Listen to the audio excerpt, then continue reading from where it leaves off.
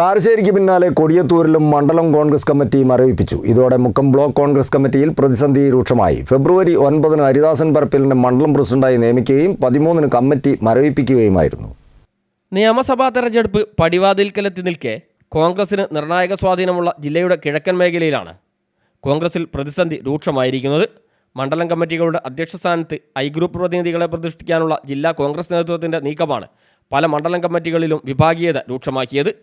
A ഗ്രൂപ്പിന് വലിയ സ്വാധീനമുള്ള സ്ഥലങ്ങളിലാണ് ഐ ഗ്രൂപ്പ് പ്രതിനിധികൾ മണ്ഡലം പ്രസിഡന്റുമാരായിരിക്കുന്നത്.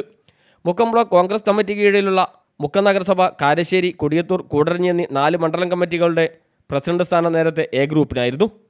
കൊടിയത്തൂർ മണ്ഡലം കമ്മിറ്റിയുടെ പ്രസിഡന്റായി ഫെബ്രുവരി 9 ഹരിദാസൻ പരപ്പിലിനെ നിയമിച്ചത്.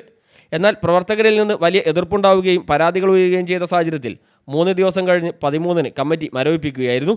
സമാനമായ രീതിയിൽ കാരശ്ശേരി മണ്ഡലം കമ്മിറ്റിയും മരവിപ്പിച്ചിരുന്നു.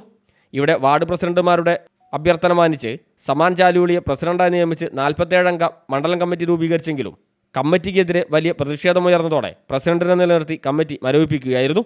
UDF കൺവീനർ സ്ഥാനം ഉൾപ്പെടെ ഐ ഗ്രൂപ്പ് പ്രതിനിധിക്ക് നൽകിയ നീക്കമാണ് കാരശ്ശേരിയിൽ പരാതിക്കിടയാക്കിയത്. കൊടിയത്തൂരിൽ മണ്ഡലം പ്രസിഡന്റായിരുന്ന സുജാ ടോം തെരഞ്ഞെടുപ്പിൽ മത്സരിച്ച് ജയിച്ചതിനെ തുടർന്നാണ് പുതിയ മണ്ഡലം പ്രസിഡന്റായി ഹരിദാസൻ പരപ്പിൽ എന്നയാളെ ഫെബ്രുവരി 9 DCC പ്രസിഡന്റ് പ്രഖ്യാപിച്ചത്. എന്നാൽ ഫെബ്രുവരി 13 മണ്ഡലത്തിലെ പ്രവർത്തകർക്കും നേതാക്കൾക്കും അഭിപ്രായ വ്യത്യാസമുണ്ടെന്ന് കാണിച്ച് കമ്മിറ്റി മരവിപ്പിക്കുകയും ചെയ്തു. നിലവിൽ DCC എക്സിക്യൂട്ടീവ് അംഗം MT അഷ്റഫിനാണ് ചുമതല. മണ്ഡലം കമ്മിറ്റി പ്രസിഡന്റിന്റെ ചുമതലയുണ്ടായിരുന്ന മുനീർ ഗോതമ്പറോഡിന് പ്രസിഡന്റ് സ്ഥാനം ലഭിക്കുമെന്ന് പ്രതീക്ഷിച്ചിരുന്നെങ്കിലും അത് നൽകാത്തതാണ് പ്രവർത്തകരുടെ പരാതിക്ക് ഇടയാക്കിയത്.